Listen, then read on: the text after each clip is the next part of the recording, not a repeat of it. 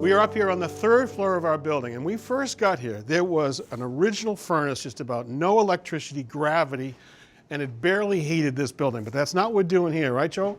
No, hey Richard, we're actually going to put a cold weather inverter heat pump in this house, and the technology that we have, many people have seen over the years, are these high wall evaporators, and they hang on the wall. It's the same technology that was put into these units that we're actually going to use here, but it looks a little different. Not everybody likes to see these on the walls. They like to see invisible the ductwork. So here's our air handler right here. Yep, so we've got a heat pump air handler that has you know, a larger coil than typically you would see to give more efficiency to the system. All right, so air is going to come up across it and be either heated or cooled and come out through here. Right. Now, can this handle how cold it gets here in upstate New York? Yeah, it actually can. These units are designed to handle about -10 and still maintain about full capacity, heating capacity. It's really almost hard to believe, isn't it? Right. Yeah. And you know, occasionally it does drop below, not that we see that -10 very often, but it occasionally does drop.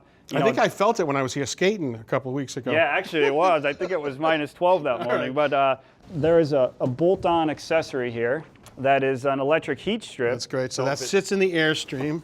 Yep. Sits right up on this unit. Just snaps onto the top. And it all wires in perfectly. So now you've got the air coming up. Gets heated or cooled, a little bit of extra if needed right here. Yeah, so that can turn on when it gets too cold. All right, so that's not going to stay right here though. You got to put this into place. Yeah, this unit is actually going to sit in this small closet space. We're gonna have some sheet metal here, and we're gonna run a return down from up in the attic area. It's going to drop down on the support box, and then this unit will actually sit right on here. Yeah.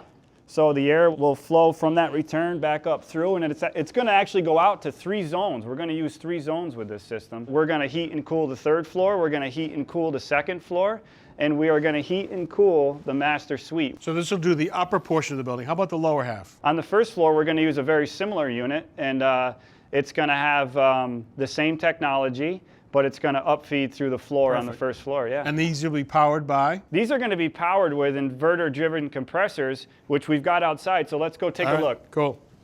So not a small unit. No, Richard, you know, these units come in all different sizes, and for this particular project, you know, they're sized accordingly. You need enough heat for that -10 degree day. Yeah. All right, any special rules? Yeah, so we've got some rules to follow. One, I would say first is snow. Anticipated snow level, so we've got this up on a bracket. Yeah, you don't want this to be buried underneath snow. No, correct. And one of the other things too is, you know, the air is going to be discharging out this way, so we don't want to block the airflow. Get it up, let the air come out this way. Yeah, correct. And then the other thing we tend to think about is the wind. You know, put some wind baffles on if it's windy. Yeah. All right. So this is not going right here, though, right? Yeah, right, Richard. These are actually going to go out back alongside the house once they get things finished back there. All right. Well, I think it's getting cold enough that we should start thinking about getting them hooked up. Yeah. All right. Thank you, brother.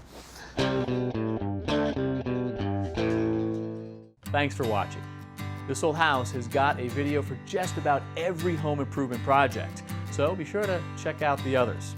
And if you like what you see, click on the subscribe button to make sure that you get our newest videos right in your feed.